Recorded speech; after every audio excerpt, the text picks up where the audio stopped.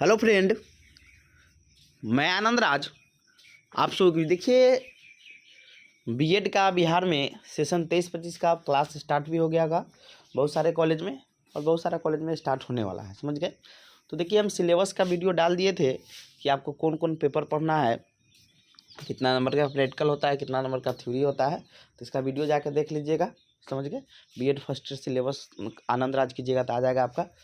अब देखिए, आज 23-25 लिखिएगा तो डायरेक्ट आ जाएगा, समझ गए। उसका पीडीएफ भी हिंदी इंग्लिश में आपको लेना होगा, तो इस नंबर पर व्हाट्सएप करके 9576002401 पर ले सकते हैं। चलिए, आज जो पहला आपका कोर्स है चाइल्डहुड एंड ग्रोविंग अप, उसका हम 5 यूनिट होता है, उसका यूनिट 1 का वीवीआई क्वेश्चन जो है आपका आप रेगुलर वीडियो बनाएंगे, समझ गए। तो देखिए, ऊपर लिखा हुआ है BEd first year notes session 23-25 हो गया। जो आपका पहला कोर्स है या पेपर बोलिए, वो है चाइल्डहुड एंड ग्रोविंग अप, समझ गए।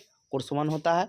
अब देखिए, बीएड फर्स्ट ईयर का आपका सभी पेपर का नोट्स लेना है, तो कुछ पेमेंट करके आपको नोट्स मिल जाएगा। 9576002401 पर व्हाट्सएप करके मैसेज कीजिएगा, कुछ पेमेंट करना होगा, उसके बाद नोट्स मिल जाएगा। और हमारे टेलीग्राम से जुड़ना होगा, जिसमें क्वेश्चन के बारे में, क्वेश्चन आपका प्रीवियस सर कैसा पूछा उसका पीडीएफ वगैरह इसमें मिल जाएगा। टेलीग्राम से जुड़ने के लिए सर्च कीजिए BEd class bye Anand Raj, जुड़ जाइएगा, समझ गए। और वहाँ पर क्वेश्चन कुछ जो नोटिफिकेशन आते रहता है, फॉर्म आपका कब भराएगा, रजिस्ट्रेशन कब होगा, ये सब का सारा जानकारी आपको मिल जाएगा, समझ गए। चलिए, हम लोग क्वेश्चन में आते हैं। अब देखिए, आपका जो कोर्स 1 है उसका नाम है चाइल्डहुड एंड ग्रूमिंग अप, यानी बाल्यावस्था और उसका में विकास कैसे कैसे होता है, वो चीज़ के बारे में आपका पढ़ना है कोर्स 1 में। अब देखिए, इसमें एक बहुत इंपॉर्टेंट टॉपिक है, वृद्धि और विकास क्या होता है, समझ गए। और वृद्धि और विकास का क्या सिद्धांत है आपका, जब आप सीटेट का भी एग्जाम दीजिएगा आगे, उसमें भी इससे 2 से 3 नंबर का क्वेश्चन पूछता है। तो चलिए, इसका हम कॉन्सेप्ट बहुत अच्छा से आपको क्लियर करवाएंगे कि वृद्धि विकास क्या होता है, समझ गए। तो देखिए, जनरली आप देखिएगा हम लोग अपने डेली लाइफ में तो वृद्धि विकास को एक समतुल्य, मतलब एक समान शब्द में यूज करते हैं, दोनों का मतलब एक ही होता है, समझ गए। लेकिन आप साइकोलॉजी में जब आइएगा, यानी मनोविज्ञान के क्षेत्र में आइएगा, तो दोनों में जमीन आसमान का अंतर है वृद्धि विकास में, समझ गए। अब देखिए, दोनों में क्या अंतर है, तो सिंपल भाषा में हम बताएंगे आपको कि वृद्धि और विकास क्या होता है। देखिए, वृद्धि का मतलब होता है जो चीज़ हमें दिखाई दे, समझ गए, जो प्रत्यक्ष रूप से, जैसे मान लीजिए आपका हाइट बढ़ेगा, समझ गए, तो पता चलेगा ना कि आपका हाइट कितना बना, तो प्रत्यक्ष रूप से आपको दिखाई देगा। लेकिन आपका हाइट बढ़ा, अंदर से आप कितना मजबूत हुए, ये तो आपका नहीं पता चला।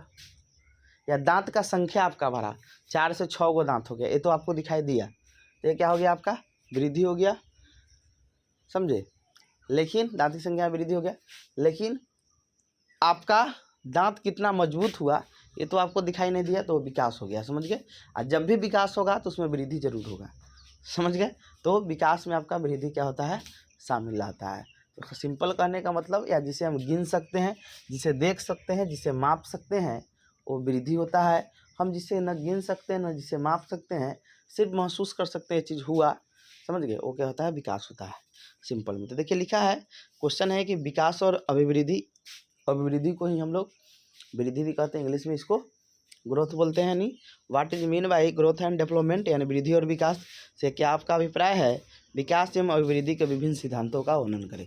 बहुत वीवीआई क्वेश्चन है, समझ गए। अब देखिए, इसका प्रस्तावना से स्टार्ट कीजिएगा। इंट्रोडक्शन में लिखा हुआ है कि सामान्य भाषा में अभिवृद्धि और विकास दोनों शब्द प्राय एक ही अर्थ में प्रयोग किए जाते हैं। जो पहले बताया है कि डेली लाइफ में हम लोग क्या करते हैं कि एक ही अर्थ में क्या करते हैं, प्रयोग करते हैं, किंतु मनोवैज्ञानिकों के अनुसार इसमें कुछ अंतर है। मनोवैज्ञानिक के साथ क्या अंतर है, ये देखते हैं।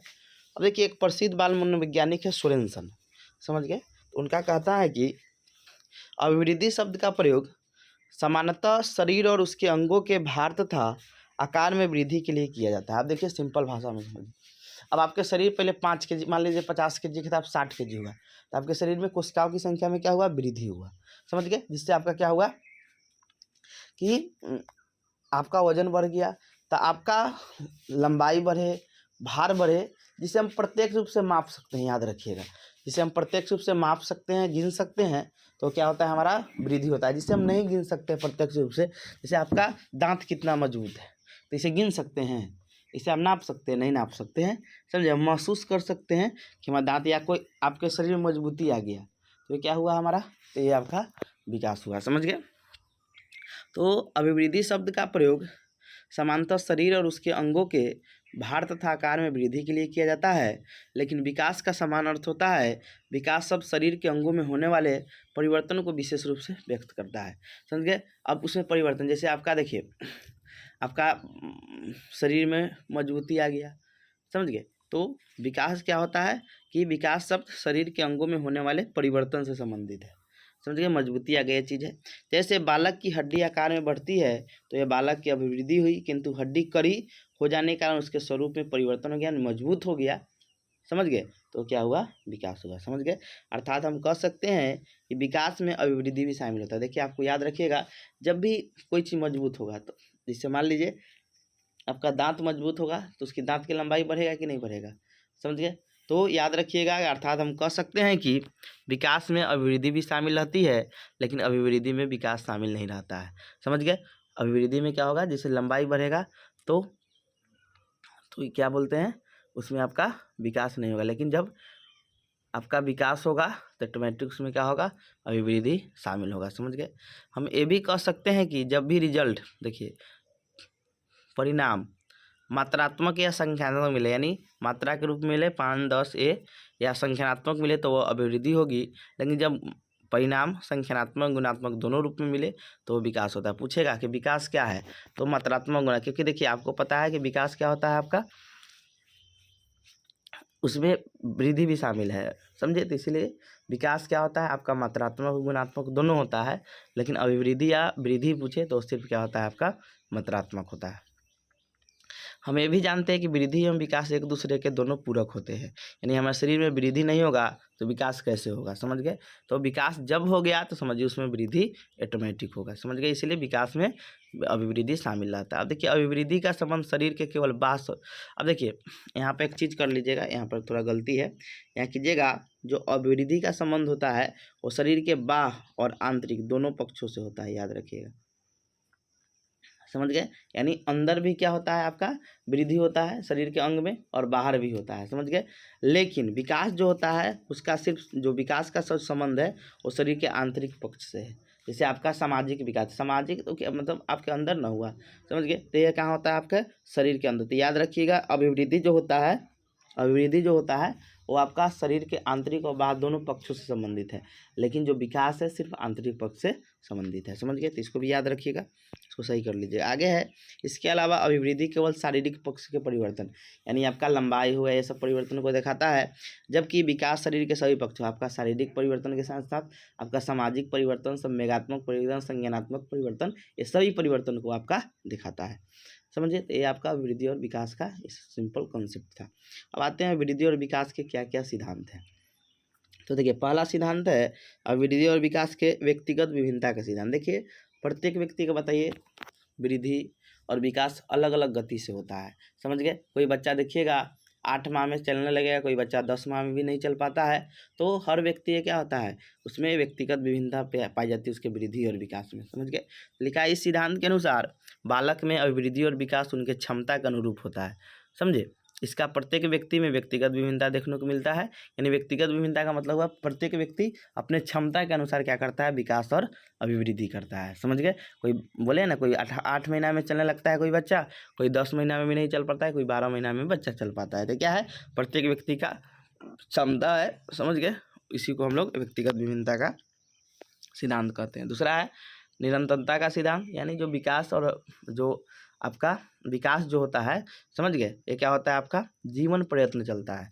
समझ गए। तो इस सिद्धांत के अनुसार वृद्धि तो जीवन प्रयत्न नहीं चलता है, लेकिन विकास आपका क्या चलता है, जीवन प्रयत्न चलता है। इसको याद रखिएगा। समझ गए। तो इस सिद्धांत के अनुसार विकास जीवन प्रयत्न चलने वाली प्रक्रिया है। समझ गए। यानी आपका जन्म से लेकर, यानी गर्भ से लेकर आपका मृत्यु तक चलने वाली क्या है, प्रक्रिया है। समझ गए। बालक का विकास माँ के गर्भ से प्रारंभ होकर मृत्यु पर्यंत तक चलती रहती है। समझ गए। अब आते हैं विकास की दिशा का सिद्धांत। इस सिद्धांत के अनुसार विकास की 2 दिशा होती है। एक होता है सिर पदाभिमुख दिशा, यानी सिर से पैर की तरफ कोई विकास होगा। समझ गए। एक केंद्र से बाहर की तरफ, जिसे हम लोग अधोमुखी, इसको हम लोग कहते हैं ये सिर पदाभिमुख दिशा। इस सिद्धांत के अंदर विकास सिर से पैर की तरफ होता है। दूसरा होता है समीप दूराभिमुख दिशा। समझ गए। तो इस सिद्धांत के अनुसार विकास शरीर के केंद्र से शुरू होकर बाहर की ओर होता है। समझ गए।